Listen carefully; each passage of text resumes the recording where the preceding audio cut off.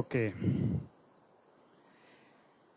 இன்று உங்கள் மத்தியிலே இந்த வெற்றி வாழ்வு திருச்சபையிலே கர்த்தருடைய வார்த்தையை கொடுப்பதில் எனக்கு மிகுந்த சந்தோஷம். பாஸ்டர் ரிச்சர்ட் டார்வின் மற்றும் அவருடைய குடும்பத்தாருக்கு, இந்த சபையாருக்கு என்னுடைய வாழ்த்துக்கள். நம்மளுடையாக கர்த்தருடைய வார்த்தைக்கு செல்வோம். ஏற்கனவே அற்புதமாக ஒரு விஷயம் கேட்டோம் இல்லையா, பொறுமையை குறித்து கேட்டோம். பாருங்கள், வாழ்க்கையில் நாம் தேவனுடைய வார்த்தையை கேட்டு பொறுமையாக இருந்தால் வெறுமையாக இருக்கிற நம்முடைய வாழ்க்கை கண்டிப்பாக அருமையானதாக மாறும். எத்தனை பேர் நம்புறீங்க? ஆமாம், நாம் எந்த அளவுக்கு பொறுமையாக இருக்கிறோமோ அந்த அளவுக்கு எவ்வளவு வெறுமையாக உங்கள் வாழ்க்கை இருந்தாலும் சரி, அவ்வளவு அருமையானதாக நிறைவுள்ளதாக மாற்றவே தேவன் காத்து கொண்டிருக்கிறார். அதனால் வாழ்க்கை வெறுமையாக இருக்குதுங்க அப்படின்னு கவலைப்படவே படாதீங்க. உங்கள் வாழ்க்கையெல்லாம் அருமையானதாக நிறைவானதாக மாறப்போகிறது. ஆமென். ஓகே, திருப்பிக் கொள்வோம். யோவேல் 2வது அதிகாரம் 25வது வசனம். யோவேல் 2வது அதிகாரம் 25வது வசனம் நான் உங்களுக்காக வாசிக்கிறேன். நான் உங்களிடத்தில் அனுப்பின என் பெரிய சேனையாகிய வெட்டுக்கிளிகளும் பச்சை கிளிகளும் முசுக்கட்டை பூச்சிகளும் பச்சை புழுக்களும் பட்சித்த வருஷங்களின் விளைவை உங்களுக்கு நான் திரும்ப அளிப்பேன். ஆமென். தேவன் இங்கே என்ன எளிமையாக என்ன சொல்றாரு? ரொம்ப சிம்பிளா சொல்றேன் பாருங்க. நீங்க இத்தனை வருஷமா உங்கள் வாழ்க்கையிலே எதை இழந்திருந்தாலும் சரி, அது அனைத்தையும் தேவன் திரும்ப அளிப்பேன் என்று வாக்கு பண்ணுகிறார். ஆமென். எத்தனை பேர் நம்புறீங்க? நான் ரொம்ப நம்புறேன் பாருங்க. ஏற்கனவே நிறைய காரியங்களை திரும்ப பெற்றுக்கொண்டே இருக்கிறேன். ரொம்ப வருஷமா இழந்துட்டாங்க அப்படின்னு நினைச்ச காரியங்களெல்லாம் திரும்ப தேவன் வேற லெவலில் அற்புதமாய் கொடுத்து கொண்டிருக்கிறார். இது வேதத்தில் உள்ள ஒரு அற்புதமான வாக்கு தத்துவம். பாருங்க, இந்த வேத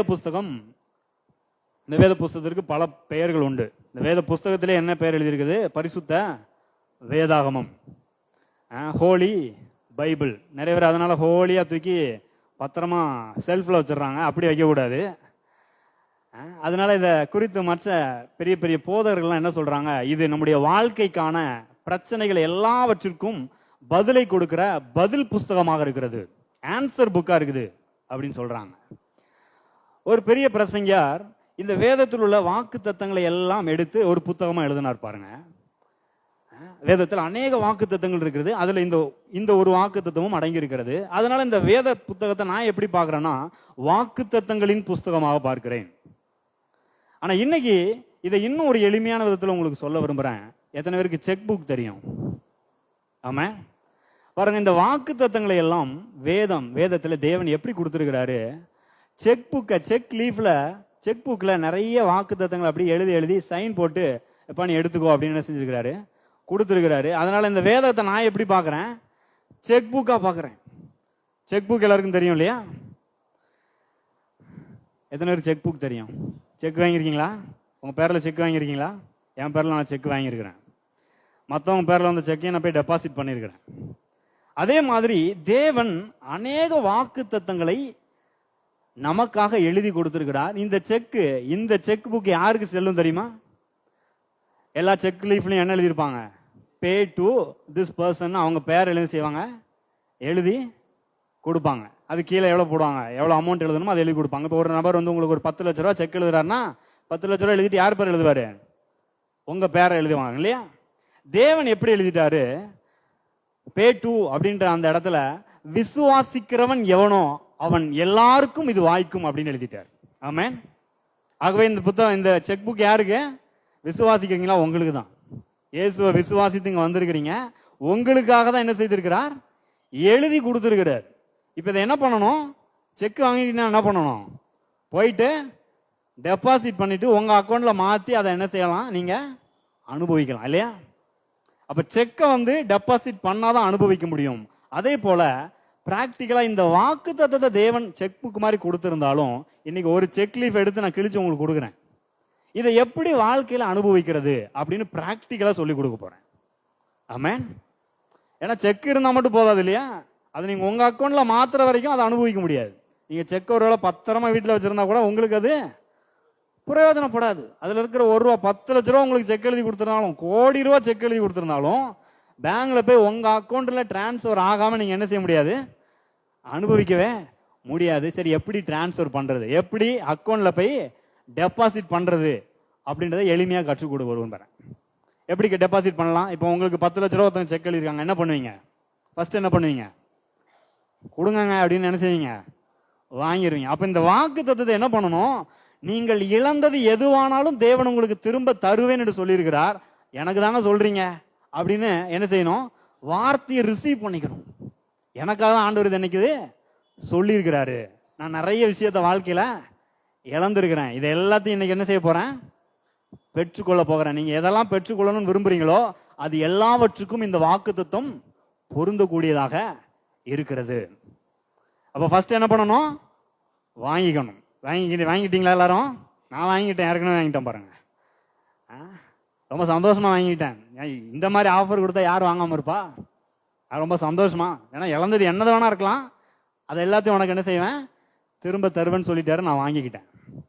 ஒருவேளை நீங்க உங்க வாழ்க்கையில பணத்தை இழந்திருக்கலாம், ஒருவேளை பொருளாதார செழிப்பை இழந்திருக்கலாம், ஒருவேளை வீட்டை இழந்திருக்கலாம், ஒருவேளை சரீரத்துல சுகத்தை இழந்திருக்கலாம். ஏதோ ஒரு வியாதினால, ஏதோ ஒரு பிரச்சனைனால நீங்க ரொம்ப கஷ்டப்பட்டு இருக்கலாம். அதனால என்ன செய்யறதுனே தெரியலங்க. ஒருவேளை டாக்டர் சொல்லிருக்கலாம், இப்படியாவது நீ வாழ்நாள் ஃபுல்லா அப்படிதான் போகணும்னு சொல்லியிருக்கலாம். நான் சொல்றேன், அந்த டாக்டர் சொல்றதை கவனிக்காதீங்க. இங்க ஒரு டாக்டர் சொல்லியிருக்கிறாரு, நீ இழந்த சுகத்தை நான் திரும்ப தருவேன். ஆமென். ஒருவேளை நல்ல உறவுகளை நீங்கள் இழந்திருக்கலாம். நிறைய இன்னைக்கு பாருங்க திருமண உறவுகள்ல பிரச்சனை. எங்க பார்த்தாலும் திருமண உறவுகள்ல பிரச்சனை, ஒரே சிக்கல், ஒரே பிரிவு. நான் சொல்லுகிறேன், உறவுகளில் நீங்கள் பிரிந்திருந்தாலும் அந்த பிரிவையும் தேவன் திரும்பவும் தந்து உங்களை இணைப்பார். ஆமென். எத்தனை பேர் நம்புறீங்க? பாருங்க, உறவுகள் ரொம்ப ரொம்ப முக்கியம்.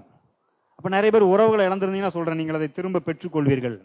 இது எல்லாத்துக்கும் மேல நான் பெரிய இழப்பாக நான் கருதுறது என்ன அப்படின்னா, தேவனுடைய பிரசன்னத்தை இருக்கிற மாதிரியே தெரியலங்க எனக்கு. நிறைய பேர் என்ன சொல்லுவாங்க, ஆண்டவர் என் கூட இருக்கிற மாதிரியே இல்லைங்க, என் கூட இருக்கிற மாதிரியே தெரியல, எல்லாம் ஆண்டவர் என்ன கைவிட்ட மாதிரி இருக்குது, என் கூட வர்ற மாதிரி தெரியல, அவர் பிரசன்னத்தை நான் உணர முடியல.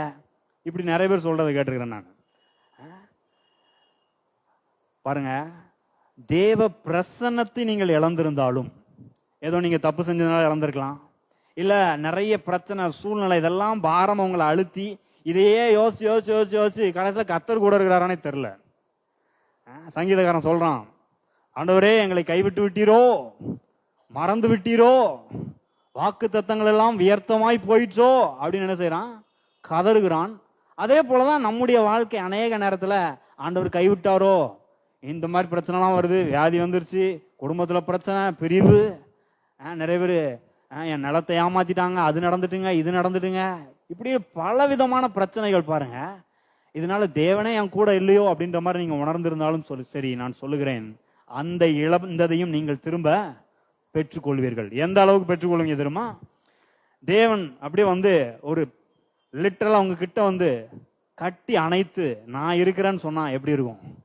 இல்ல உங்க அப்பா, உங்களை பெத்த தகப்பன் உங்களை கட்டி அணைச்சு நான் இருக்கிறேம்மா, நான் இருக்கிறேன்ப்பா, நீ ஏன் கவலைப்படுற அப்படின்னு நினைச்சா எப்படி இருக்கும்? அந்த மாதிரி தேவ பிரசன்னத்தை நீங்கள் அனுபவிக்க தேவன் உங்களுக்கு உதவி செய்வார். அந்த அளவுக்கு நீங்கள் இழந்ததை திரும்ப பெற்றுக்கொள்ள முடியும். ஏன் இதை சொல்றேன்? தேவனே நீங்க பெற்றுக்கொண்டீங்கன்னா, தேவ பிரசன்னத்தை நீங்க பெற்றுக்கொண்டீங்கன்னா, நான் சொல்லுகிறேன், அவரோடு கூட அந்த பிரசன்னத்துல உங்களுக்கு வாழ்க்கைக்கு தேவையான எல்லாம் சேர்ந்தே வந்து விடுகிறது. ஆமென்.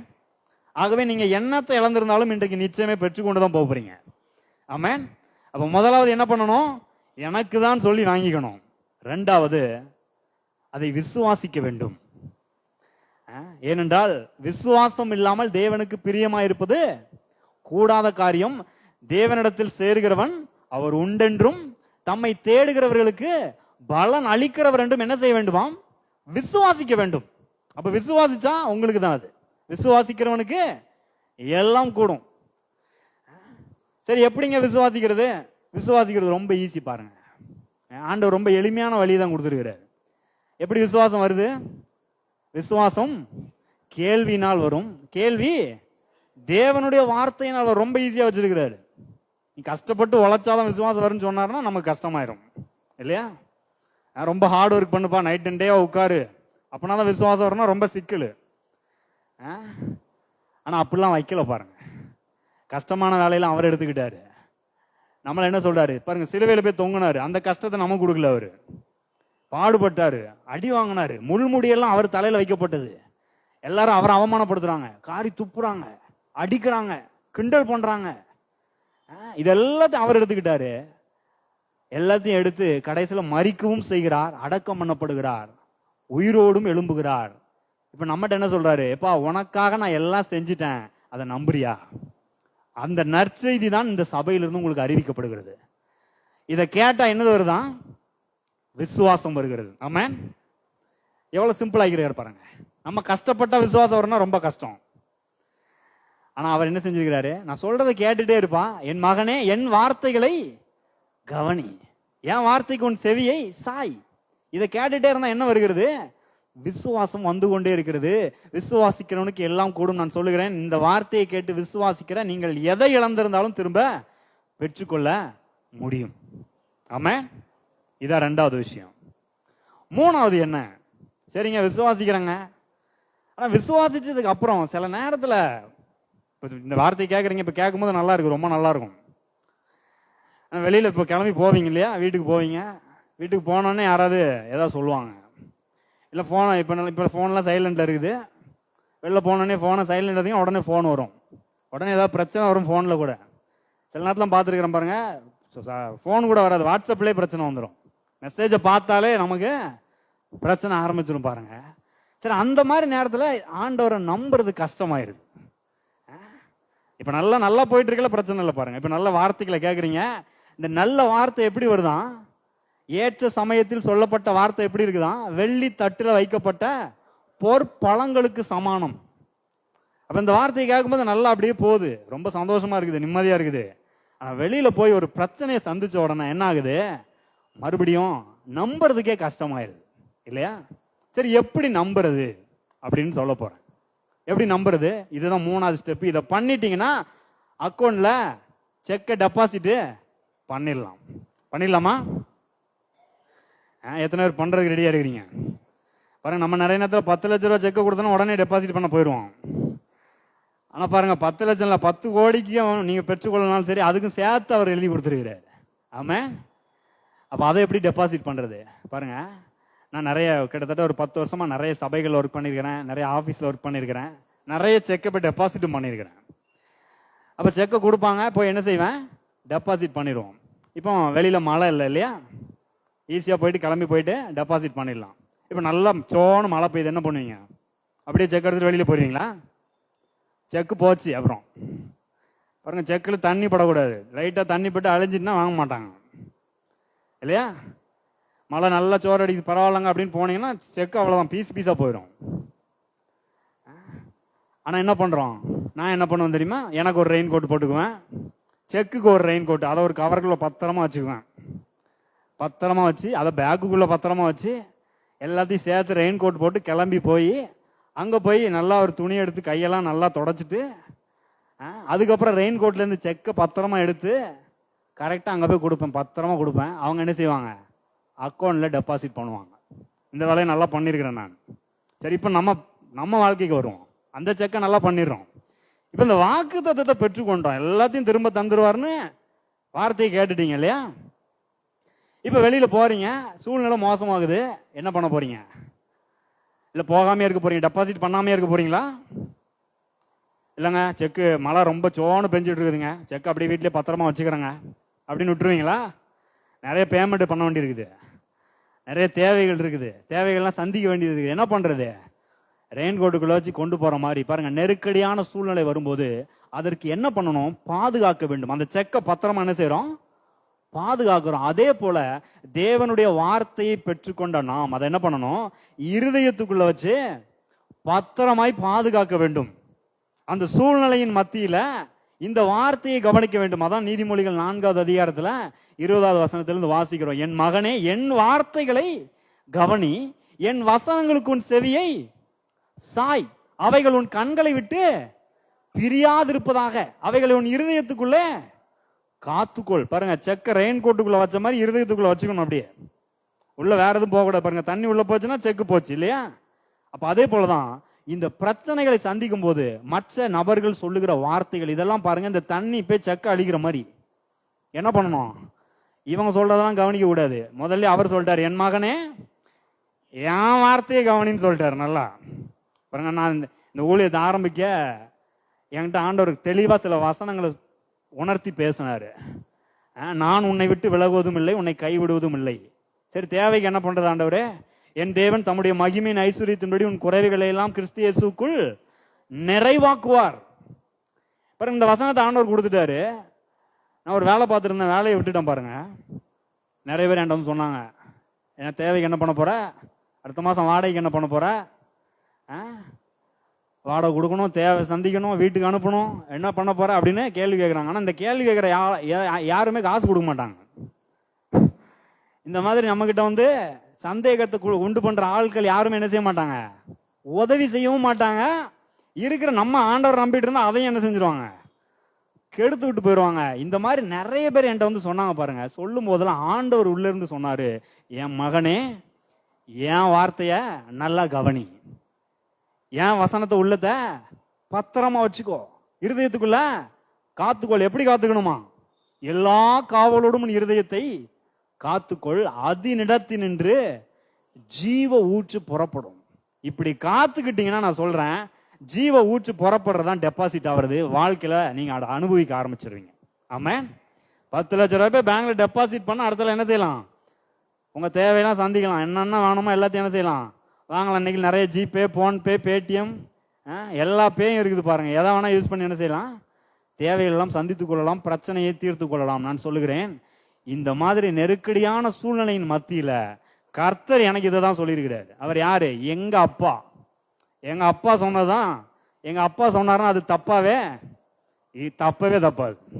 கரெக்டா என் வாழ்க்கையில வந்து நிறைவேறும். ஏனென்றால் அவர் தான் நம்முடைய வாழ்வுக்கு ஆதாரமாக இருக்கிறார்.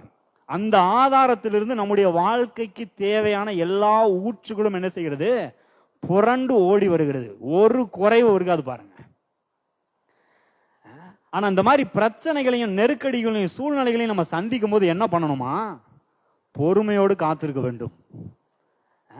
பொறுமையா ஆண்டவரை நம்பி தைரியமா இருக்கணும். பொறுமையா இருக்கிறதுனால நம்ம வந்து பலவீனமானவர்கள் நினைச்சுக்க கூடாது பாருங்க. பொறுமையா இருக்கிறதுனால ஒண்ணுமே நடக்க. நிறைய பேர் சொல்லுவாங்க சுத்தி வந்து, அம்மா இவ்வளவு நாள் காத்துட்டே இருந்த என்ன நடந்துச்சு, இழந்ததெல்லாம் கிடைச்சிட்டா அப்படிலாம் சொல்லுவாங்க. இந்த வார்த்தையை கேட்டுட்டு போறீங்க. நிறைய பேர் சொல்லுவாங்க, நீங்க இந்த வார்த்தையை போய் அவங்ககிட்ட சொன்னா கூட சொல்லுவாங்க, அதெல்லாம் நடக்கிற காரியமா, இதெல்லாம் நடக்குமா, இப்படிலாம் பேசுவாங்க. இப்படிலாம் ஆட்கள் நிறைய பேர் வருவாங்க. அந்த நேரத்தில் என்ன செய்யணும், எங்க அப்பா சொல்லியிருக்கிறாரு, நீ இழந்தது எதுவானாலும் திரும்ப தருவேன் என்று வாக்கு பண்ணியிருக்கிறாரு. என் வாழ்க்கையில் அது கண்டிப்பா நிறைவேறும். ஆமென். எத்தனை பேர் நம்புறீங்க? நான் சொல்லுகிறேன், நிச்சயமாய் நீங்கள் இழந்தது எதுவானாலும் அதை திரும்ப பெற்றுக்கொள்வீர்கள். ஆமென். சரி, இப்ப தொடர்ந்து சில காரியங்களை பிராக்டிக்கலா சொல்லி கொடுக்க போறேன். நிறைய விஷயத்தை நீங்க இழந்திருக்கலாம். நீங்க இழந்ததெல்லாம் கொஞ்சம் யோசிச்சுவாங்க.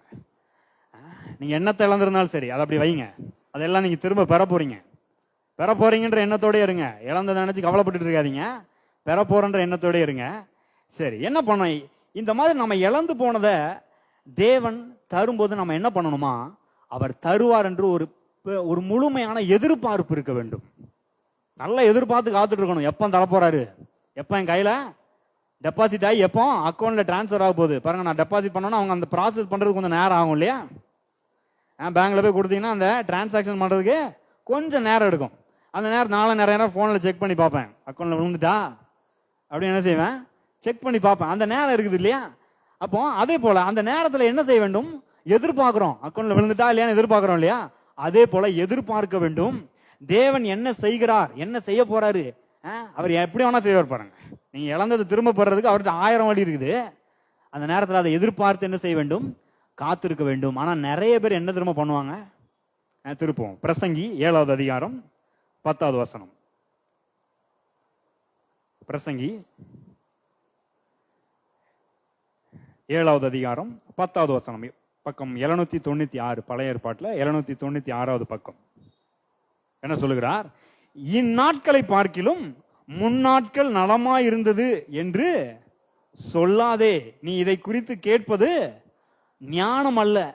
கேட்டிருக்கீங்களா? நிறைய பேர் சொல்லுவாங்க, நாங்களாம் அப்பெல்லாம் எப்படி இருந்தோம் தெரியுமா, தாத்தா காலத்தில் என்னமா இருந்தோம் தெரியுமா, நான் எப்படியோ இருக்க வேண்டியவங்க, இன்னைக்கு எப்படியோ இருக்கிறேன்.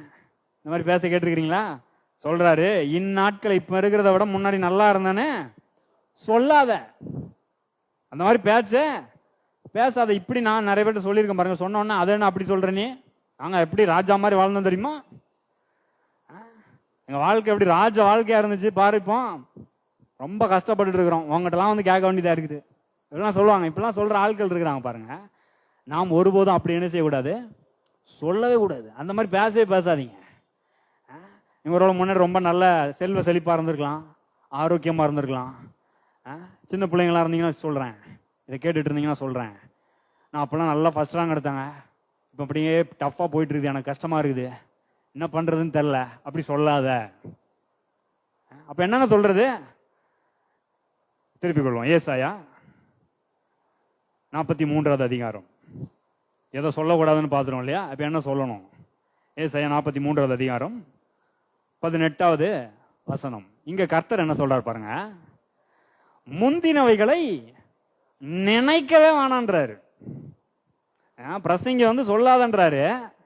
ஏன்னா சொல்றதுக்கு முன்னாடி என்ன செய்வோம், நம்ம நினைக்கிறது தான் சொல்லுவோம் இல்லையா? கர்த்தர் சொல்றாரு, இப்ப பிரசங்கியோட நான் பெரிய ஞானி, நான் சொல்றேன் கேளு, நீ அதை நினைக்க கூட செய்யாத. பிரசங்கிக்கு ஞானத்தை கொடுத்ததே நான் தான், அவருக்கு மேல இருந்து நான் சொல்றேன், முந்தினவைகளை நினைக்க வேண்டாம், பூர்வமானவைகளை சிந்திக்க கூட வேணாம், அதை பத்தி யோசிக்கவே யோசிக்காத, கொஞ்சம் கூட யோசிக்காதன்ற. சரி ஆண்டவரே, அப்ப என்ன பண்றது? யோசிக்காதீங்கன்றீங்க, முன்னாடி இருந்ததெல்லாம் பேசாதன்றீங்க, கரெக்ட். என்ன பண்றது? இப்ப நான் என்ன பண்றேன்னு கவனி. அடுத்த வசனம் பாருங்க. இதோ அப்படின்னு என்னது, பாரு, கொஞ்சம் இங்க பாரு.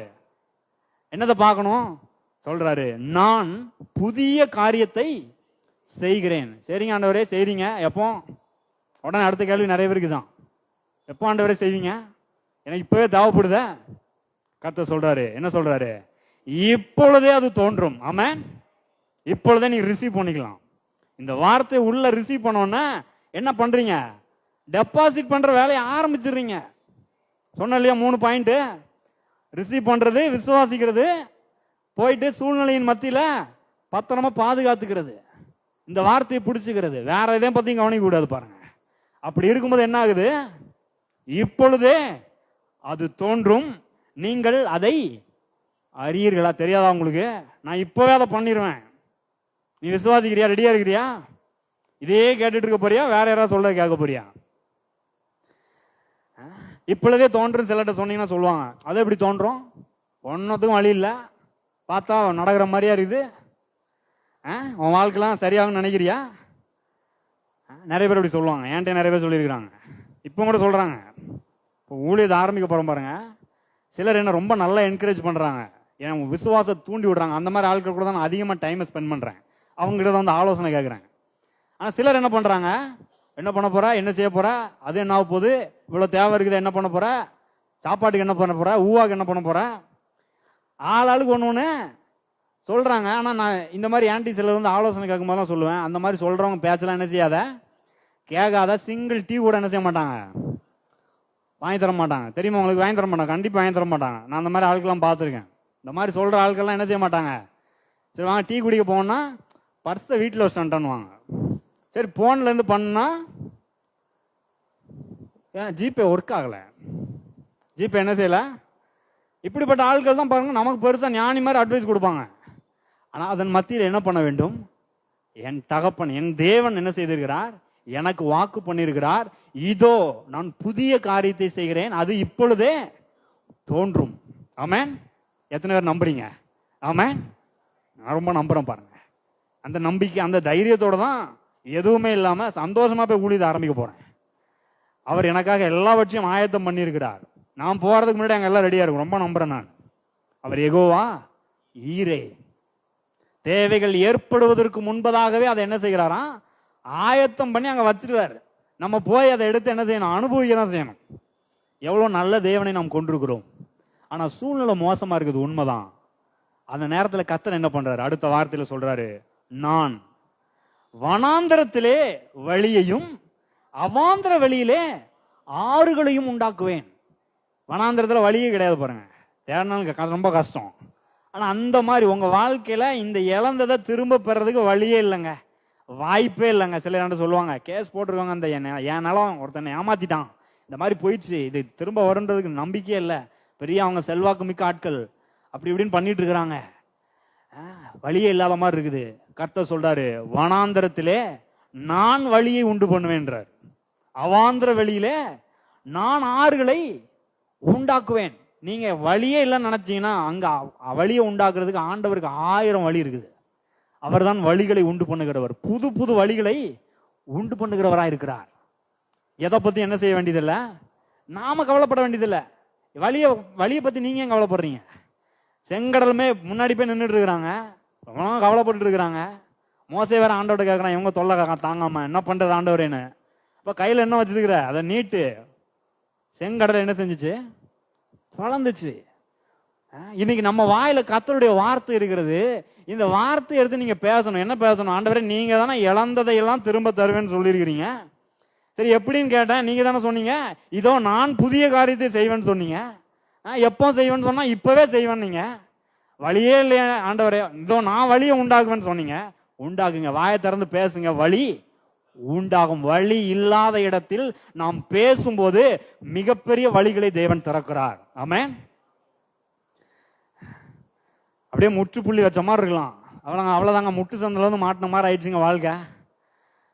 இதுக்கப்புறம் போறதுக்கு வழியே இல்லை, எழும்புறதுக்கு வாய்ப்பே இல்லை, இந்த வியாதி சுகமாகிறதுக்கு வாய்ப்பே இல்லை. இப்படியே தான் போவோம், டேப்லெட்லேயே தான் வாழ்க்கை போகும்னு சொல்லிட்டார் டாக்டர். பாருங்க, அவர் சொல்றதை கேட்காதீங்க. டாக்டர்கள் இருக்கட்டும், நல்லதுதான், அவங்க நிறைய நேரத்தில் நமக்கு உதவி செய்கிறாங்க. ஆனால் அவர்கள் கடவுள் அல்ல. நிறைய டாக்டருக்கு அது தெரியும் பாருங்க. நாங்கள் ஏதோ முயற்சி பண்ணுறோம், சுகம் கொடுக்குறவர் யாரு? கடவுள் தான். சில கிளினிக்லாம் நான் போயிருக்கோம் பாருங்க, பின்னாடி சீட்ல எழுதியிருப்பாங்க, நாங்கள் என்ன செய்கிறோம், மருத்துவ சிகிச்சை செய்கிறோம், சுகமளிக்கிறவர் கடவுள்னு எழுதி வச்சுக்கிறாங்க சிலர். அவங்களுக்கு நல்லா தெளிவா தெரிஞ்சிருக்குது. ஆகவே கர்த்தருக்கு நம்முடைய வாழ்க்கையை மாற்ற 1000 வழிகள் இருக்கிறது. நீங்க எந்த நிலையில இருந்தாலும் எல்லாவற்றையும் சரி செய்து அவரால் என்ன செய்ய முடியும், கொடுக்க முடியும். நிச்சயமா கொடுக்க முடியும். எந்த அளவுக்கு கொடுப்பாரு, அவர் கொடுக்கும் போது அது ரொம்ப அளவிலும் தரத்திலும் மிகச் சிறந்ததாக இருக்கும். இழந்தது அப்படியே கொடுக்க மாட்டாது, இழந்ததோட ரொம்ப பெஸ்டா கொடுப்பாரு, அதிகமா கொடுப்பார். அதை தான் அவர் வாக்கு பண்ணுகிறார். சரி, அது மட்டும் இல்ல, அடுத்த வசனத்தை கவனிங்க. அவாந்திர வெளியில ஆறுகளை உண்டாக்குவேன், வழியெல்லாம் உண்டாக்கி நான் உனக்கு எல்லாம் செய்வேன். சரி, அடுத்தால என்ன சொல்றாரு, நான் தெரிந்து கொண்ட என் ஜனத்தின் தாகத்துக்கு வனாந்தரத்திலே தண்ணீர்களையும் அவாந்திர வெளியிலே ஆறுகளையும் உண்டாக்குவதினால் காட்டு மிருகங்களும் வலு சர்ப்பங்களும் கோட்டான் குஞ்சுகளும் என்னை கனம் பண்ணும். பாருங்க, உங்களை ஆசீர்வதிக்கிறதுனால, உங்க வாழ்க்கையில நீங்க இழந்ததெல்லாம் தேவன் திரும்ப கொடுக்கறதுனால உங்களை சுற்றி இருக்கிற மற்றவர்களும் கர்த்தரை கனம் பண்ணுகிற விதத்தில் அவர்களுக்கும் நீங்கள் ஆசீர்வாதமாய் மாறிவிடுவீர்கள். ஆமென். நீங்க அதே நிலையில இருக்க மாட்டீங்க, நீங்களும் நல்லாவீங்க, உங்களை சுற்றி இருக்கிறவர்களும் இந்த தேவனை நம்பி என்ன நல்லா வந்துட்டான் பாவன், நான் கூட பார்த்தேன், என்னமோ நினைச்சேன், இப்போ அப்படியே ஒன்றும் இல்லாமல் போயிடுவாங்கன்னு நினைச்சேன், ஆனா ரொம்ப நல்லா வந்துட்டாங்களே அப்படின்னு மற்றவர்கள் சொல்லுகிற அளவுக்கு உங்களை ஆசீர்வதிப்பார். இப்ப நம்ம என்னங்க பண்றது? அடுத்த வசனத்தை சொல்றாரு, இந்த ஜனத்தை எனக்கென்று ஏற்படுத்தினேன், இவர்கள் என் துதியை சொல்லி வருவார்கள். நாம் என்ன பண்ணணும், கர்த்தரை நல்லா பாடி துதிச்சு ஜாலியா சந்தோஷமா வாழணும், என்ஜாய் பண்ணணும். சங்கீதத்தில் கூட வாசம் இல்லையா, கர்த்தரை துதிக்கும் புது பாட்டை அவரின் நாவில் தந்தார், அதை கண்டு அநேக ஜனங்கள் கர்த்தரிடத்தில் திரும்புவார்கள். உங்களுக்கு செய்யறத பார்த்தே கர்த்தரிடத்தில் நிறைய பேர் வர போறாங்க. ஆமா, இதெல்லாம் தான் நடக்க போது பாருங்க. அப்படிப்பட்ட புது புது காரியங்களை, அற்புதமான காரியங்களை தேவன் நம்முடைய வாழ்க்கையில செய்ய போகிறார். சரி, இதையெல்லாம் இந்த இழந்ததை எல்லாம் திரும்ப கொடுக்கிறதற்கு தேவன் சில காரியங்களை வைத்திருக்கிறார். பழைய ஏற்பாட்டிலையும் அதற்கு சில பிரமாணங்களை வைத்திருக்கிறார். அதை பார்த்துட்டு இன்னைக்கு நடைமுறையில் இயேசுவின் மூலமா நமக்கு என்ன ஆயிருக்கிறது அப்படின்றதையும் பார்த்து நம்ம முடிக்க போகிறோம். பிராக்டிக்கலா சில காரியங்களை பார்க்க போகிறோம். திருப்பிக் கொள்வோம். லேவியராகமம் 6வது அதிகாரம். லேவியராகமம் 6வது அதிகாரம் 4 முதல் 6வது வசனம் வரைக்கும்.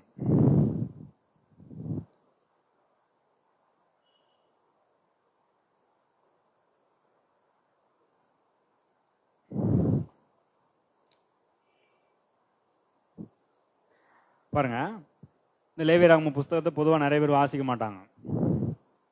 ஏன்னா எடுத்தோன்னே நீங்கள் முதல் அதிகாரத்தை வாசிக்க ஆரம்பிச்சிங்கன்னா ஆடைப்பிடி, காளையப்பிடி, வெட்டு, துண்டு துண்டா வெட்டு, சந்து சந்தா பிரித்து வை, தகனி அப்படின்னு ஒரே ரத்த கலரியாக இருக்கும். நிறைய பேர் இதை விரும்பி படிக்க மாட்டாங்க. ஆனால் இதில் உள்ள அர்த்தங்களெல்லாம் எடுத்து புரிஞ்சுக்கிட்டீங்கன்னு வைங்களேன், இந்த புக்கை ரொம்ப இன்ட்ரெஸ்டாக வாசிப்பீங்க. இதுதான் இதுக்கு அர்த்தமா, எனக்கு தான் அப்படி சொல்லியிருக்கிறாரா அப்படின்னு ஆச்சரியப்படுவீங்க. அந்த மாதிரியான ஒரு பகுதி தான் இது. இந்த 6வது அதிகாரத்துக்கு என்ன பெயர் கொடுக்குறாங்க அப்படின்னா, த லா ஆஃப் ரெஸ்டோரேஷன்.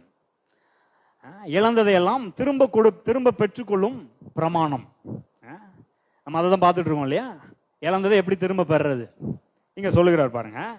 முதல் வசனத்திலிருந்து வாசிக்கிறேன். பின்னும் கர்த்தர் மோசையை நோக்கி, ஒருவன் கர்த்தருக்கு விரோதமாக அநியாயம் செய்து தன் வசத்தில் ஒப்புவிக்கப்பட்ட பொருளிலாவது கொடுக்கல் வாங்கலிலாவது தன் அயலானுக்கு மாறாட்டம் பண்ணி, அல்லது ஒரு வஸ்துவை பலாத்காரமாய் பறித்து கொண்டு, அல்லது தன் அயலானுக்கு இடுக்கண் செய்து, அல்லது காணாமற் போனதை கண்டடைந்தும் அதை மறுதளித்து அதை குறித்து பொய்யானையிட்டு மனிதர் செய்யும் இவை முதலான யாதொரு காரியத்தில் பாவம் செய்தானே ஆகில். என்ன சொல்றாரு, அந்த நாட்கள்ல வெளியூர்களுக்கெல்லாம் போகும்போது என்ன வழக்கம் அப்படின்னா, நீங்க எங்கேயாவது ரொம்ப தூரம் வெளியூருக்கு போறீங்க அப்படின்னா வீட்டில் இருக்கிற நகை பணம் இதெல்லாம் என்ன செய்வாங்களாம், பக்கத்து வீட்டில் கொடுத்துட்டு பத்திரமா வச்சுக்குவாங்க அப்படின்னு பக்கத்து வீட்டில் கொடுத்துட்டு போறது வழக்கம் அந்த நாட்கள்ல. எங்க ஊர்லயும் நான் பார்த்து கிராமங்கள்ல பார்த்துருக்கிறேன். ஏன்னா இவங்க வீட்டில் வச்சுட்டு போனா ஆள் இல்லைன்னு சொல்லிட்டு யாராவது திருடிட்டு போயிடுவாங்க. ஆனா அதனால என்ன பண்ணுவாங்க, பக்கத்து வீட்டு வசமா கொடுத்துட்டு போவாங்க. இப்படி பக்கத்து வீட்டில் வாங்குறவங்க சிலர் என்ன பண்ணுவாங்க, வாங்கிட்டு அவன் திரும்பி வந்து கேட்டா கொடுக்கவே இல்லை, நீ கொடுக்கவே இல்லை, நீ யாருன்னே தெரியாதுன்றவாங்க. நீ எப்ப ஆண்ட கொடுத்த, கொடுக்கவே இல்லையப்பா அப்படின்னு ஏமாத்தி அதை அப்படியே தங்களுக்குன்னு அபகரித்து கொள்கிற ஆட்களும் இருந்தாங்க.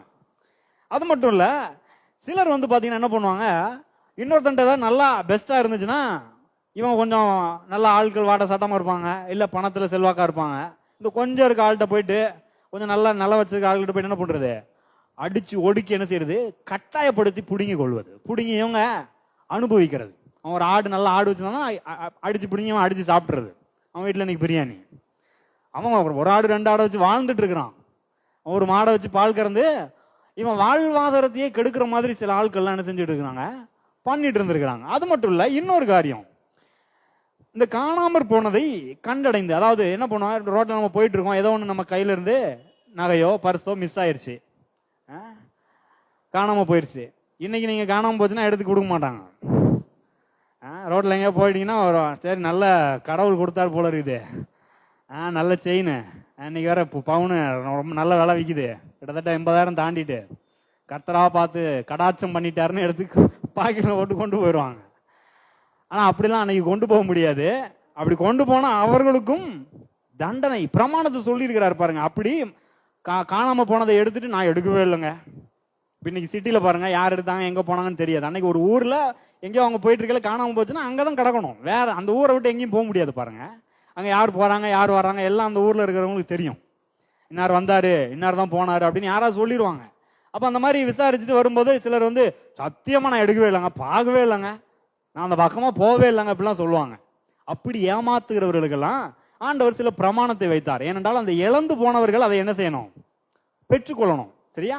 அப்ப எப்படி என்ன செய்யறது, ஆண்டவர் சொல்றாரு, அவன் செய்த பாவத்தினாலே, 4வது வசனத்திலிருந்து வாசிக்கிறேன், அவன் செய்த பாவத்தினாலே குற்றவாளியானபடியால் தான் பலாத்காரமாய் பறித்து கொண்டதையும் இடுக்கண் செய்து பெற்றுக்கொண்டதையும் தன் வசத்தில் ஒப்புவிக்கப்பட்டதையும் காணாமற் போயிருந்து தான் கண்டெடுத்ததையும் பொய்யானையிட்டு சம்பாதித்த பொருளையும் திரும்ப கொடுக்க கடவன். அந்த முதலை கொடுக்கிறதும் அல்லாமல் அதனோடு 5இல் 1 பங்கு அதிகமாகவும் கூட்டி அதை தான் குற்ற நிவாரண பலி இடும் நாளில் அதற்குரியவனுக்கு கொடுத்துவிட்டு தன் குற்ற நிவாரண பலியாக உன் மதிப்பிற்குரிய சரியான பழுதற்ற ஆட்டுக்கடாவை கர்த்தருக்கு செலுத்தும்படி அதை ஆசாரியனிடத்தில் குற்ற நிவாரண பலியாக கொண்டு வருவானாக. என்ன சொல்றாரு, இந்த மாதிரி ஏமாத்தி புடுங்கினவங்க என்ன பண்ணணுமா, இழந்து போனவர்களுக்கு எப்படி கொடுக்கணும் தெரியுமா, இழந்து அவன் மக்கள் இழந்து போனதை மட்டும் கொடுக்க கூடாது. இப்ப ஒருவேளை நீங்க ஒரு 1 லட்ச ரூபாய் இழந்திருக்கீங்கன்னு வச்சுக்குவோம், அந்த 1 லட்ச ரூபாய் மட்டும் உங்ககிட்ட வந்து கொடுக்க கூடாது, அந்த 1 லட்ச ரூபாய் 5இல் 1 பங்கு கூட கொடுக்கணும். அப்ப 1,20,000 கூட கொடுக்கணும். இழந்ததை மட்டும் கொடுக்க முடியாது பாருங்க. இவன் பண்ண தப்புக்கு எக்ஸ்ட்ரா பெனால்டி. இழந்து போனதை பெற்றுக்கொள்றதுக்கு ஆண்டவர் பழைய ஏற்பாட்டில் வைத்த அற்புதமான பிரமாணங்கள் இவைகள். அப்ப இழந்து போனதை கண்டிப்பா நம்ம பெற்றுக்கொள்ள முடியும். அதே அளவில் அதிகமாய் தேவன் திரும்ப தருவேன் என்று இந்த பிரமாணத்திலேயே வாக்கு பண்ணியிருக்கிறாரு பழைய ஏற்பாட்டில். அதனால யாருமே எதையும் அப்படி இழந்து ஒன்றும் இல்லாம போனதே கிடையாது. பாருங்க, தேவனுடைய மக்கள் எதை இழந்தாலும் திரும்ப பெற்றுக்கொண்டே வந்தாங்க. அவங்க வாழ்க்கையில எல்லாத்தையும் இழந்துட்டாங்க, முடிஞ்சதுங்க, கதை அவ்வளவுதான் அப்படின்ற நிலையே இல்லை. சரி, இப்போ நமக்கு நம்முடைய வாழ்க்கையில இந்த பிரமாணம்லாம் இங்க யார் எங்க போய் கண்டுபிடிக்கிறது? அதான் காணாம போன எடுத்து அவங்க பாட்டு போயிடுறாங்களே. சிலர்லாம் ஒடுக்கி நம்மகிட்ட இருந்து என்ன செஞ்சிடறாங்க, நிலத்தை வாங்கிடுறாங்க, ஏதாவது பண்ணிட்டு போயிடுறாங்க இல்லையா? சிலர் திருடிட்டு போயிடுறாங்க, அதெல்லாம் நடக்குது இல்லையா? ஆனால் பாருங்க, இங்க என்ன நடக்குது? ரெண்டு காரியம் நடக்குது. ரெண்டு பேர் இருக்கிறாங்க, ஒன்னு இழந்தவன், இன்னொன்னு புடுங்கினவன் இல்லையா? இங்க சிலுவையில் என்ன நடக்குது அப்படின்றத கவனிக்க வேண்டும். இந்த இழந்து போனதையெல்லாம் நாம் திரும்ப பெறுவதற்கு இயேசு என்ன செய்திருக்கிறார், அது ரொம்ப முக்கியம். ஏன்னா இயேசுவினால் நாம் இழந்து போனதையெல்லாம் திரும்ப பெற்றுக்கொள்ளக்கூடிய காரியத்தை தேவன் கல்வாரி சிலுவையிலே ஏற்கனவே செய்து முடித்திருக்கிறார். எப்படி செய்து முடித்திருக்கிறார்? ஒருவேளை நீங்க இழந்தவர்களாய் இருப்பீர்களானால் உங்களுக்கான நீதியை செய்யும்படி அவர் நீங்கள் இழந்ததையும் அதோடு கூட சேர்த்து ஒரு பங்கு, 5ல் 1 பங்கு கூடையும் கொடுக்கிறாரு. ஒருவேளை இல்லைங்க, நானே பெரிய தவறான ஆளுங்க, என்னுடைய தவறுனால நான் சில நேரத்தில் என் வாழ்க்கையில சில விஷயத்தை இழந்துட்டேன், நான் தப்பு பண்ணிட்டேன், நான் பண்ண தவறுனால பாவத்தினால இதை இழந்து போயிட்டேன் அப்படின்னு நீங்க ஃபீல் பண்றீங்களா? பாருங்க, உங்களுடைய அந்த குற்றம் செய்த இடத்தை சிலுவையில இயேசு எடுத்துக்கொண்டார். ஆமென். நீங்க தான் தப்பு பண்ணி அதனால இழந்துட்டீங்களா? நான் பாவம் பண்ணிட்டேங்க அதனால இழந்துட்டீங்களா? இந்த யோவேல் தீர்க்கதரிசன புத்தகத்தில் வாசனம் இல்லையா, இவர்கள் பாவம் செய்து நிறைய விஷயத்தை இழந்து போயிட்டாங்க. அந்த மாதிரி நேரத்துல தான் தீர்க்கதரிசன வார்த்தையை கொடுக்கிறார் கர்த்தர், வாக்குத்தத்தத்தை கொடுக்கிறார். ஒருவேளை நீங்க தப்பு செஞ்சு இழந்திருந்தாலும் சரி, இல்ல மற்றவர்கள் உங்களுக்கு தப்பு ஏதாவது அநியாயம் செய்து அதனால நீங்க எதையாவது இழந்திருந்தாலும் சரி, அதை எல்லாவற்றையும் தேவன் திரும்ப கொடுக்கும்படி கல்வாரி சிலுவையிலே உங்களுடைய இடத்தை அவர் எடுத்துக்கொண்டார். அவருடைய நீதி உள்ள இடத்தை யாருக்கு கொடுத்துட்டாரு? உங்களுக்கு கொடுத்துட்டாரு. நீங்கள் இழந்ததை எல்லாவற்றையும் திரும்ப கொடுக்கும்படி அவர் கல்வாரி சிலுவையிலே நமக்காக பாவமானார், சாபமானார், வியாதியானார், நிர்வாணமாக தொங்கினார். கடைசியா என் தேவனே, என் தேவனே ஏன் என்னை கைவிட்டிருந்து கதறுகிறார். நாம தேவ பிரசன்னத்தை இழந்ததா ஃபீல் பண்றோம் இல்லையா? நான் சொல்லுகிறேன், நீங்க ஒரு நாளும் தேவனே என்னை கைவிட்டுட்டீர்னு சொல்ல வேண்டிய அவசியமே இல்லை. உங்களுக்காக சிலுவையில இயேசு கதறினார். ஆண்டவரே என்னை விட்டு போயிட்டீங்களோ, என்னால முடியல, தாங்கலன்னு கதறுகிறார். ஆகவே உங்களை தேவன் ஒருபோதும் விட்டு போகவே மாட்டார். அதான் சொல்றாரு, நான் உன்னை விட்டு விலகுவதும் இல்லை, உன்னை கைவிடுவதும் இல்லை. நிச்சயம் உங்களை கைவிடவே மாட்டார். ஆகவே சிலுவையிலே அவர் செய்த அற்புதமான அந்த தியாகத்தினாலே நீங்கள் இழந்த எல்லாவற்றையும் இழந்ததோடு கூட எக்ஸ்ட்ராவா கொடுக்கிறார். ஆமென். எத்தனை பேர் நம்புறீங்க? ஆமென். என்ன தவணை நீங்க இழந்திருக்கலாம், அது எல்லாம் அதிகமாக கொடுக்கப்படுகிறது. எந்த அளவுக்கு அதிகமாக கொடுக்கப்படுது? இங்க பார்த்தோம், 5ல் 1 பங்கு கூட கொடுக்கப்படுதுன்னு பார்த்தோம் இல்லையா? இன்னொரு சில வசனங்களை வாசிக்கலாம். இன்னும் எந்த அளவுக்கு கொடுக்கிறார் பாருங்க. ரோமர் 5வது அதிகாரம், ரோமர் 5வது அதிகாரம் 8வது வசனம். நாம் பாவிகளாய் இருக்கையில் கிறிஸ்து நமக்காக மரித்ததினால் தேவன் நம்மேல் வைத்த அன்பை விளங்க பண்ணினார். பாருங்க, நம்ம பாவியா இருக்கிறத நமக்காக அவர் என்ன செய்தாரா? மரித்து நம்ம மேல வைத்தவர் அன்பை விளங்க பண்ணினார். நம்ம என்ன செய்தார்? ரட்சித்துட்டார். நம்ம பாவியா இருந்தோம், இப்போ நீதிமானாக மாறிவிட்டோம். இப்ப பாவின்ற ஸ்தானம் நமக்கு இல்ல, நீதிமான் ஆயிட்டோம் இல்லையா? சரி, அடுத்த கவனிங்க. இப்படி நாம் அவருடைய ரத்தத்தினாலே நீதிமான்கள் ஆக்கப்பட்டிருக்க, நீதிமான் ஆயாச்சு, நீதிமான்களாக்க பட்டிருக்க, கோபாக்கினைக்கு நீங்களாக அவராலே நாம் ரட்சிக்கப்படுவது அதிக நிச்சயமாமே. ஆமென். அப்ப இப்ப நீதிமான் ஆயிட்டோம், இதுக்கப்புறம் நித்தியமா பாருங்க, கடைசியில் ஒரு பெரிய நியாய தீர்ப்பு வர போகிறது. அதிலிருந்தும் நாம் நீங்களாவது அதிக நிச்சயமாமே. ஆமென். அப்ப பாருங்க, முடிவுல எண்டுல 2ஆம் வருகையில நடக்க போகிற நித்திய நியாய தீர்ப்புல அந்த கோபாக்கினையிலிருந்தே நம்மை நீங்களாக்கி அவர் விட்டார், நம்மை நீங்களாக்கி ரட்சித்து விட்டார். அது எப்படியா? அதிக நிச்சயமாமே என்று சொல்லுகிறார். நான் சொல்றேன், அதையே அவர் சரி செய்வது அதிக நிச்சயம் என்றால், இன்றைக்கு உங்க வாழ்க்கையில நீங்கள் இழந்த ஒவ்வொன்றையும் இன்னும் அதிகமாய் கொடுப்பது நிச்சயம், அதிக நிச்சயமாமே. ஆமென். நீங்க என்னத்தை இழந்தாலும் சரி, சுகத்தை இழந்திருக்கீங்களா, ரொம்ப பெஸ்ட் ஆயா போறீங்க. உங்கள் இழந்த ஆரோக்கியம் இன்னும் அதிகமான விதத்திலே துளிர்க்க போகிறது. உங்கள் சுக வாழ்வு சீக்கிரத்திலே துளிர்க்க போகிறது. ஏற்கனவே சொன்ன மாதிரி நீங்க 1 லட்சத்தை இழந்தீங்கன்னா 1,20,000 இல்ல, பல லட்சங்களை தேவனிடத்திலிருந்து பெறப்போகிறீர்கள். உங்களிடத்திலிருந்து வேற யாராவது ஏதாவது ஏமாத்திட்டாங்களா? ஏமாத்தினதை காட்டிலும் பல மடங்கு, 7 மடங்கு திரும்ப உங்களுக்கு வரப்போகிறது. இதையெல்லாம் தான் தேவன் என்ன செய்திருக்கிறார்? வாக்கு பண்ணியிருக்கிறார். அடுத்த வசனத்தை சொல்றாரு, நாம் தேவனுக்கு சத்துருக்களாய் இருக்கையில் அவருடைய குமாரனின் மரணத்தினாலே அவருடனே கூட ஒப்புரவாக்கப்பட்டோமானால். பாருங்க, நாம தேவனுக்கு எப்படி இருந்தோமா? சத்துருக்களா இருந்தோம், அவருக்கு எதிரிகளாக இருந்தோம், அவரை விட்டு ரொம்ப தூரமா இருந்தோம். அவருடைய ஆசீர்வாதங்களுக்கு, அவருடைய நன்மைகளை பெறுவதற்கெல்லாம் தகுதி இல்லாம தூரம் தள்ளப்பட்டவர்களா இருந்தோம். அப்பவே என்ன பண்ணாரு? அவருடைய குமாரனின் மரணத்தினாலே அவர்கிட்ட வந்து எல்லாத்தையும் பெற்றுக்கொள்ளும்படி நமக்கு ஒரு அருள் செய்திருக்கிறார். ஆனால் ஒப்புரவாக்கப்பட்ட பின் நாம் அவருடைய ஜீவனாலே ரட்சிக்கப்படுவது அதிக நிச்சயமாமே. எல்லாம் சொல்லுங்க, அதிக நிச்சயமாமே. நான் இழந்து போனதை பெற்றுக்கொள்வது அதிக நிச்சயமாமே. நான் இழந்து போன சுகத்தை பெற்றுக்கொள்வது அதிக நிச்சயம். எல்லாம் சொல்லுங்க, அதிக நிச்சயம். நான் இழந்து போன பணத்தை பெற்றுக்கொள்வது அதிக நிச்சயம். ஆமென். எத்தனை பேருக்கு அதிக நிச்சயம் இருக்குது? எனக்கு அதிக நிச்சயம் இருக்குது. பாருங்க, நான் சிறு வயதுல இருந்து எனக்கு ஸ்கூல்ல 1ஆவதுல இருந்து படித்தேன். காலேஜ் பிகாம் முடிக்கிற வரைக்கும் இங்கிலீஷ்னா சுத்து போட்டாலும் வராது. நானும் என்னெல்லாமா ட்ரை பண்ணி பார்த்தோம், ஒன்றும் வேலைக்கு ஆகல. சொல்லுவாங்க இல்லையா, சுத்து போட்டாலும் உனக்கு ஒன்றும் வராது, மேக்ஸ் வராது, படிப்பு மண்டேலையே ஏன் அது இப்படிலாம் சொல்லுவாங்க இல்லையா, அந்த மாதிரி இருந்த ஆள் பாருங்க. நான் கரெக்டாக இங்கிலீஷில் மட்டும் ஃபெயில் ஆயிடுவேன், மற்ற எல்லாத்துலையும் நல்ல மார்க் இருக்கும். என்ன பண்ணுறது ஆண்டவரேன்னு கலங்கி கொண்டிருந்தேன். ஆனால் வேதாகம கல்லூரியில் படித்து கொண்டிருந்த போது பாருங்க, கர்த்தர் என்னோட பேசினார். உனக்கு கஷ்டம்னு எனக்கு தெரியும், உனக்கு நான் அதை கற்றுக் கொடுக்கணும். அவர் எனக்கு என்ன செய்தார்? வாக்கு பண்ணினார். எந்த அளவுக்கு கற்றுக் கொடுத்தார் தெரியுமா? 20 வருஷமா வரவே வராது, இங்கிலீஷ்ல ஃபெயில் ஆகிட்டு இருந்தேன் நான். அதுக்கப்புறம் இங்கிலீஷ்ல இருந்து தமிழ்ல மொழிபெயர்க்கிற அளவுக்கு இங்கிலீஷ் கற்றுக் கொடுத்தாரு. எந்த அளவுக்கு பெரிய ஒரு இழப்பை அவர் சரி செய்திருக்கிறார் பாருங்க. நிறைய நேரம் நம்ம வந்து ரொம்ப வருஷமா இழந்துட்டோம் அப்படின்னு சொல்லி சோர்ந்து போயிடுறோம். அவ்வளவுதான், முடிஞ்சது, இனிமேல் நடக்க வாய்ப்பே இல்லை, கத்துக்கவே முடியாது, முன்னேறவே முடியாது, வாழ்க்கையில முன்னேறதுக்கு வழியே இல்லை, வாய்ப்பே இல்லை, எந்த லைட்டும் அடிக்கிற மாதிரி இல்லை. ஆனால் நான் சொல்லுகிறேன், கர்த்தருடைய வார்த்தை நம்முடைய வாழ்க்கையில லைட் அடிக்குது. இன்னைக்கு லைட் அடிச்சிருச்சு உங்களுக்கு. இதை பெற்றுக்கொண்டீங்கன்னா நான் சொல்றேன், உங்க இருதயத்துல அப்படிப்பட்ட லைட் அடிச்சிடும். இன்றைக்கே உங்கள் வாழ்க்கைக்கு ஒரு ஒளிமயமான எதிர்காலமா உங்க கண்ணு முன்னாடி வந்துரும் பாருங்க. இந்த வார்த்தையை முன்னாடி வச்சுட்டீங்கன்னா எப்போதும் எப்படி இருக்கும்?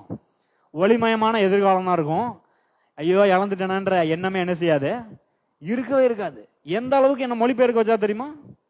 வெளிநாட்டில் உள்ளவங்களுக்குலாம் மொழிபெயர்க்க வச்சாரு. எனக்கு வந்து நம்ம ஒரு இங்கிலீஷே புரியாது, அதுவே கஷ்டம். ஆனால் வெளிநாட்டில் உள்ளவங்க பேசுனதுக்கெல்லாம் நான் தமிழ் என்ன செய்தேன்? மொழிபெயர்த்தேன். இதெல்லாம் தேவனுடைய கிருபை. அவருடைய கிருபையினால் நான் இழந்த படிப்பை என்ன செய்தார்? எனக்கு ரெஸ்டோர் பண்ணி கொடுத்தாரு. நான் சொல்லுகிறேன், நீங்கள் என்னத்தை இழந்திருந்தாலும் உங்க பிள்ளைங்களுக்குலாம் இதை தான் சொல்லணும், வரவே வராது அப்படின்னு சொல்லக்கூடாது. அவனே யாருக்குமே வராதுன்னு தானே உட்கார்ந்துட்டு இருக்கிறான், நீங்க வேற எக்ஸ்ட்ராவா வராதுன்னு சொல்றீங்களா? நிறைய பேர் ஏன்டா அப்படிதான் சொன்னாங்க, வரவே அவன் மண்டல என்ன இருக்குது, களிமண் இருக்குன்னா சிலர் திட்டினாங்க. கர்த்தர் தான் சொன்னாருப்பா, களிமண் இல்ல, அற்புதமான மூளையை உள்ள வச்சிருக்கிறாங்க, என்ன வேணாலும் நீங்க கத்துக்கலாம், இன்னும் புதுசா ஏதாவது வேணாலும் வேற எல்லா மொழி கத்துக்கணும்னு கத்துக்கலாம். பாருங்க, இங்கிலீஷ் மட்டும் கத்துக்கல, தெலுங்குலாம் கத்துக்கிட்டேன் நான். அடுத்தால இப்ப ஹிந்தி கத்துக்கிறதுக்கு ட்ரை பண்ணிட்டு இருக்கிறேன். என்ன மொழி வேணா கத்துக்கலாம். பாருங்க, தேவன் அப்படிப்பட்ட தேவனா இருக்கிறார். அவரிடத்துல இருந்து ஞானம், அறிவு எல்லாம் அப்படியே ஊற்றெடுத்து வருகிறது. ஆமென். ஆகவே நாம எதையுமே அப்படி இழந்த நிலையில இருக்க வேண்டிய அவசியமே இல்லை. நீங்கள் எத்தனை வருஷம் இழந்து தவிச்சிருந்தாலும் சரி, இந்த நேரத்துல இல்லைங்க என்னால இழந்து அப்படியே அனுபவிச்சதுனால இப்ப நம்ப கூட முடியலன்னு இருக்கீங்களா? நான் சொல்லுகிறேன், நீங்கள் அதை நம்புவதற்கும் தேவன் உதவி செய்வார். தாவீது சங்கீதம் 119:47 வசனத்தில் சொல்லுகிறான், நீர் என்னை நம்ப பண்ணின உமது வசனத்தை உமது அடியேனுக்காக நினைத்தருளும். என்ன சொல்றேன்? ஆண்டவரே, நான் ஏதோ ஆடு மேய்ச்சிட்டு இருந்தேன், ஆனா நீங்க தான் என்னை இவ்வளவு காரியங்களை நம்ப பண்ணிருக்கிறீங்க. நீங்க நம்ப பண்ணின என் வசனத்தை, உங்களுடைய வசனத்தை நினைத்தருளுங்க. அந்த வசனம் என்னுடைய சிறுமையில், நான் இழந்து போன என்னுடைய தாழ்வான நிலையில் எனக்கு ஆறுதல் அளிக்கிறது என்று சொல்கிறான். நான் சொல்றேன், நீங்க என்னத்தை இழந்திருந்தாலும் அந்த நிலையில் இந்த வார்த்தை உங்களுக்கு ஆறுதல் அளிக்கிறது. உங்களுடைய அந்த இழந்த நிலையிலிருந்து உங்களை மேலான நிலைக்கு கொண்டு செல்கிறது. எந்த அளவுக்கு அப்படின்னா, இன்னும் 2 உதாரணத்தை மட்டும் சொல்லி முடிக்கிறேன், அதை வாசிக்க போறதில்ல. யோவான் 6வது அதிகாரத்துல நம்ம வாசிக்கிறோம், 5 அப்பம் 2 மீனை கொண்டு தேவன் என்ன செய்கிறார்? 5000 பேருக்கும் மேலானவர்களை போஷிக்கிறார். இருக்கிறது 5 அப்பம் 2 மீன். ஆனா அதை வச்சு போஷிக்கிறது எத்தனை பேரை? 5000 பேரை. நான் சொல்றேன், நீங்க எல்லாத்தையும் இழந்து ஒண்ணுமே இல்லைன்னு நினைச்சிட்டு இருந்தாலும் சொல்லுகிறேன், கர்த்தருடைய வார்த்தையை பெற்ற கொண்ட நீங்கள் இந்த வார்த்தையை பெருசாய் பாருங்கள். இதன் மூலமாய் நீங்க அதிகமாய் போஷிக்கப்படுவீர்கள். அவர் எப்போதுமே எதை கொடுத்தாலும் எப்படி கொடுக்கிறாரு?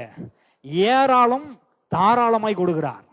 அது மட்டும் இல்ல, 1 ராஜாக்கள், திருப்பிக் கொள்வோம், 1 ராஜாக்கள், அதை மட்டும் சொல்லுகிறேன். 2 ராஜாக்கள் 4வது அதிகாரம். இங்க ஒரு பெண்ணு பாருங்க, 2 ராஜாக்கள் 4வது அதிகாரம். இங்க ஒரு பெண்ணை குறித்து வாசிக்கிறோம். தீர்க்கதரிசிகளுடைய புத்திரரில் ஒருவனுக்கு மனைவியா இருந்த ஒரு ஸ்திரீ எலிசாவை பார்த்து, உமது அடியானாகி என் புருஷன் இறந்து போனான், உமது அடியான் என் கர்த்தருக்கு பயந்து நடந்தான் என்பதை அறிவீர். கடன் கொடுத்தவன் இப்போது என் 2 குமாரரையும் தனக்கு அடிமைகளாக்கி கொள்ள வந்தான் என்றாள். பாருங்க, இவன் புருஷன் கடன் வாங்கி கடன்காரியா விட்டுட்டு போயிட்டான் மனைவிய. ஒருவேளை அந்த மாதிரி நீங்க இருக்கிறீங்களா? நான் சொல்றேன், உங்களுக்கு கர்த்தர் சொல்றாரு. இவர் எலிசா தீர்க்கதரிசி சொல்றா, இந்த மாதிரி என் புருஷன் ரொம்ப உத்தமமா நடந்தான், இப்ப கடன்ல விட்டுட்டு போயிட்டான், என் பிள்ளைகளை வேற இப்ப அடிமையா கொண்டு போறாங்க, என்ன பண்றதுன்னே தெரியல. தீர்க்கதரிசி சொல்றாரு, உன்ட்ட என்ன இருக்குது கேட்கிறாரு பாருங்க. எலிசா அவளை நோக்கி, நான் உனக்கு என்ன செய்ய வேண்டும்? வீட்டில் உன்னிடத்தில் என்ன இருக்கிறது சொல் என்றான். அதற்கு அவள், ஒரு குடம் எண்ணெய் அல்லாமல் உமது அடியாளுடைய வீட்டில் வேறொன்றும் இல்லை என்றாள். அப்பொழுது அவன், நீ போய் உன்னுடைய அயல் வீட்டுக்காரர் எல்லாரிடத்திலும் அநேகம் வெறும் பாத்திரங்களை கேட்டு வாங்கி உள்ளே போய் உன் பிள்ளைகளுடன் உள்ளே நின்று கதவை பூட்டி அந்த பாத்திரங்கள் எல்லாவற்றிலும் வார்த்து நிறைந்ததை ஒரு பக்கத்தில் வை என்றான். அவள் அவனிடத்திலிருந்து போய் தன் பிள்ளைகளுடன் கதவை பூட்டி கொண்டு இவர்கள் பாத்திரங்களை அவளிடத்தில் கொடுக்க அவள் அவைகளில் வார்த்தாள். அந்த பாத்திரங்கள் நிறைந்த பின் அவள் தன் மகன் ஒருவனை நோக்கி, இன்னும் ஒரு பாத்திரம் கொண்டு வா என்றாள். அதற்கு அவன், வேற பாத்திரம் இல்லை என்றான்.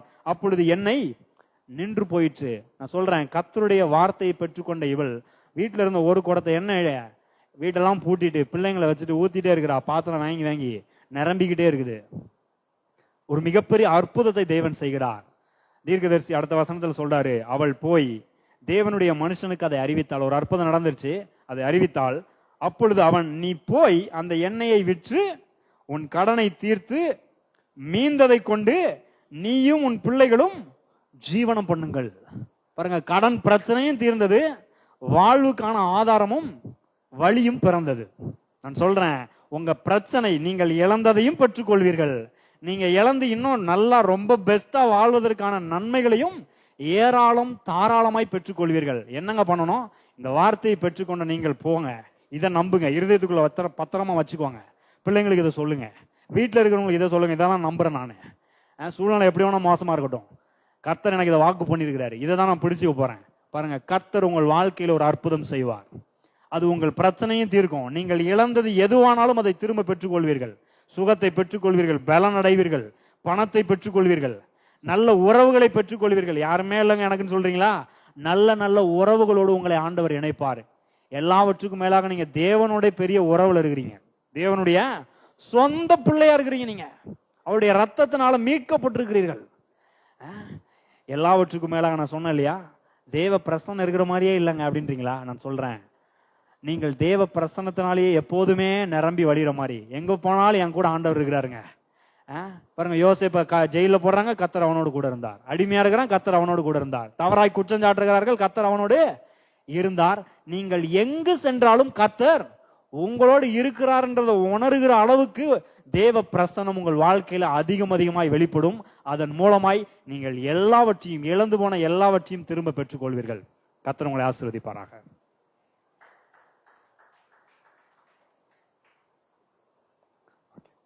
ஓகே, நாம் ஜெபிக்கலாம். ஸ்தோத்திரம் கர்த்தாவே, நன்றி செலுத்துகிறோம், உம்மை உயர்த்துகிறோம் கர்த்தாவே. எல்லாரும் கேட்ட வார்த்தைகளுக்காக நன்றி செலுத்தலாமா? ஆண்டவரே, உம்மை துதிக்கிறோம், உம்மை உயர்த்துகிறோம், உம்மை மகிமைப்படுத்துகிறோம். நீர் கொடுத்த அற்புதமான வார்த்தைக்காய் ஸ்தோத்திரம். எங்கள் வாழ்க்கையில் ஆண்டவரை நாங்கள் எதை இழந்திருந்தாலும் அதை திரும்ப பெற்றுக்கொள்ளும்படி நீர் வாக்கு பண்ணியிருக்கிறீர். இந்த வார்த்தையை கேட்கிற ஒவ்வொருடைய வாழ்க்கையிலும் அவர்கள் இழந்து போனதை எல்லாம், அது எதுவானாலும் நீர் திரும்ப கொடுக்கிறதற்காக உமக்கு நன்றி செலுத்துகிறோம் கர்த்தாவே. உம்முடைய வார்த்தையின்படியே நீர் செய்வீராக. உம்முடைய வார்த்தை ஒன்றும் தரையிலே விழவில்லை என்று வாசிக்கிறோமே, இந்த வார்த்தை ஒன்றும் தரையிலே விழாது. இவருடைய வாழ்க்கையில் அது நன்மைகளையும் செழிப்பையும் ஆசீர்வாதத்தையும் சுகத்தையும் பலனையும் வெற்றியும் வாழ்வையும் கொண்டு வந்தே தீரும் என்பதை விசுவாசிக்கிறோம் கர்த்தாவே. பரிசுத்த ஆவியானவர் இந்த சத்தியத்தை ஆண்டவரை இவர்கள் வாழ்க்கையில நினைப்பூட்டுவீராக. சூழ்நிலைகளை சந்திக்கும் போது ஆண்டவரை, எதிர்மறையான சூழ்நிலைகளை சந்திக்கும் போது சத்தியத்தை நினைப்பூட்டுவீராக. அதில் நிலைத்திருக்க உதவி செய்வீராக, பலப்படுத்துவீராக. தைரியமாய் சூழ்நிலையை ஆண்டவரை கையாள எதிர்கொள்ள உதவி செய்யும்படியாய் செபிக்கிறோம் கர்த்தாவே. எல்லாவற்றையும் நாங்கள் திரும்ப பெற்றுக்கொண்டோம் என்று அநேகர் சாட்சியாய் நிற்கத்தக்கதாய் ஆண்டவரே, அதை கண்டு மற்ற ஜனங்கள் எல்லாம் உம்மண்டையில திரும்பத்தக்கதாய் நீர் மாபெரும் அற்புதங்களை செய்ய போவதற்காய் நன்றி செலுத்துகிறோம் கர்த்தாவே. உடைய கரத்தில் அர்ப்பணிக்கிறோம். பரிசுத்த ஆவியானவர் தொடர்ந்து வழி நடத்துவீராக. ஒவ்வொருடைய வாழ்க்கையிலும் உடைய கிருபை பெருகுவதாக.